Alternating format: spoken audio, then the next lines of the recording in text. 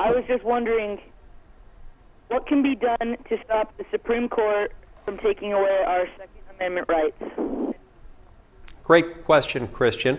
First of all, I want to be clear that we're grateful for the fact that the Supreme Court, as of a few years ago, now recognizes that the Second Amendment does in fact protect an individual right to bear arms. The courts recognize that this is an important and fundamental right.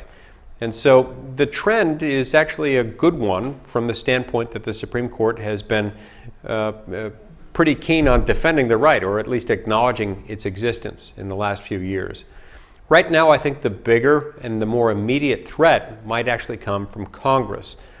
It seems like every time there is something bad that happens, every time someone misuses a weapon, there are new calls within Congress for gun control.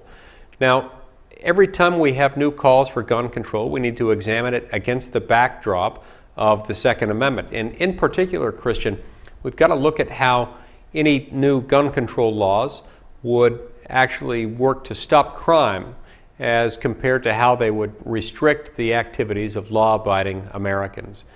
A few years ago, when we had the tragedy in Connecticut, there was gun control legislation that we were told we just would have to accept, that it would pass no matter what, that resistance was futile.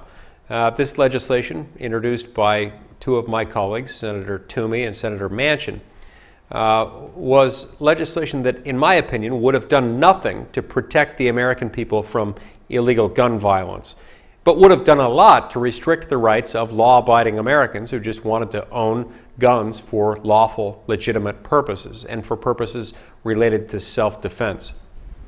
There were a lot of people who were saying that that legislation would pass and there was nothing we could do about it. Well, I waited and waited for this legislation to come out. It was interesting, Christian. A lot of people said that they supported the bill before the bill even existed. People were signing on to it, saying, oh, you've got to pass it, before the bill had even been written.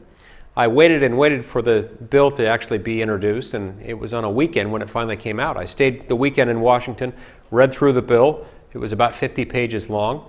What I concluded was that, as well-intentioned as the bill's authors and supporters might have been, they hadn't done anything that would have prevented the tragedy at Sandy Hook. More importantly, or just as importantly, they had done things that would restrict the rights of law-abiding Americans. And so I opposed that bill. I garnered support for my opposition to the bill. And before we knew it, we had actually put a stop to that legislation, which just a few days earlier we were being told was going to pass. So, Christian, I guess the best way I can answer your question is the best thing we can do to protect the Second Amendment is to always be on the lookout for new attempts to roll back gun ownership rights, the rights of the American people to acquire and possess firearms for lawful, legitimate purposes. When we look at it this way and against the backdrop of the Second Amendment, we can keep that right intact.